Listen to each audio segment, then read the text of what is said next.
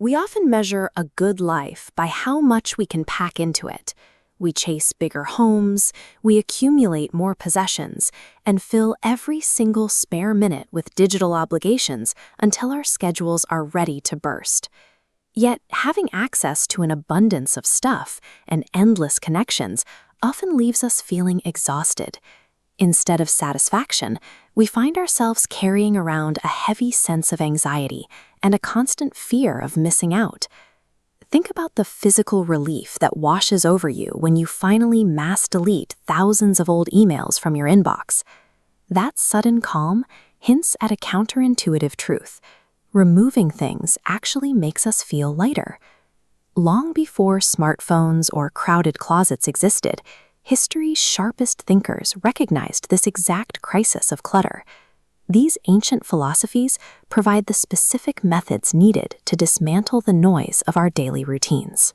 We spend a massive amount of energy comparing ourselves to others, constantly craving the next luxury item or status symbol to prove we are keeping up. The ancient philosopher Epicurus offered a complete rejection of that race. He argued that sustainable, daily joy comes from the most basic, accessible sources, like the taste of plain bread and a solid conversation with a friend. By focusing your attention inward on enjoying the simple meal right in front of you, the urge to envy the rich and famous evaporates. You simply don't have the time or interest for the ancient equivalent of scrolling through Instagram. The Stoics practiced the deliberate limitation of their internal desires. They reasoned that if you don't want much, you can rarely be disappointed. They operate much like a modern minimalist who packs their entire life into a single backpack. By limiting our desires, we avoid the pain of unfulfilled wants. When you generate happiness internally by wanting less, the exhausting pursuit of external luxury loses its grip on you entirely. Our modern habits often trap us in a harmful pendulum swing. We hustle to the point of extreme burnout, and then attempt to recover by indulging in pure excess. To break this cycle, the Buddha introduced the middle path. He abandoned a life of extreme royal luxury, but also realized that living as an impoverished hermit offered no real answers either. You can think of the middle path like visiting a massive buffet. The strategy is to take a bit of salad, a scoop of rice, and a piece of fruit, taking exactly enough to enjoy the meal without overeating and needing a nap immediately afterward. It is the practical choice.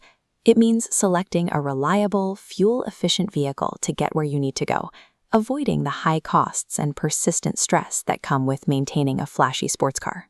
This moderate approach surfaces across cultures as a universal psychological truth. The Zen practice of Wabi-Sabi finds deep peace in intentional imperfection and simple arrangements.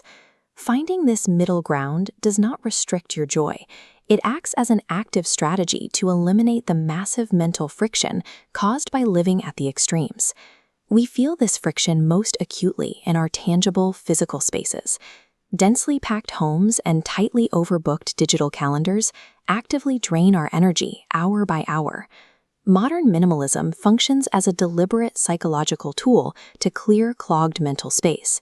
It focuses on the internal impact of clutter, aiming to restore the clarity we lose to constant accumulation. The volume of our possessions directly drives up our mental maintenance.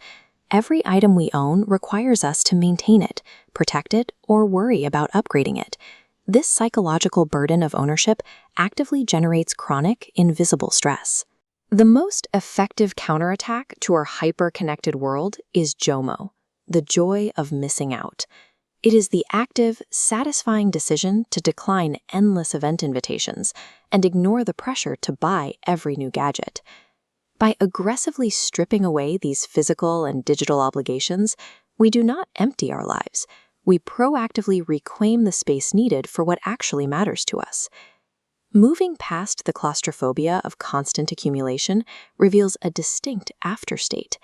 When you successfully cut away the unnecessary clutter, the tension breaks. A simplified life feels like stepping into a vast, open field. You suddenly have the room required to breathe deeply, think freely, and relax. The entire philosophy of less is more relies on a strict, unyielding focus on the essential over the trivial. It gives us the freedom to laugh more, love more, and purposefully own less. Life is too short to be buried under stuff, so remember the immense power of simply saying, "No, thank you. I'm enjoying the sunshine."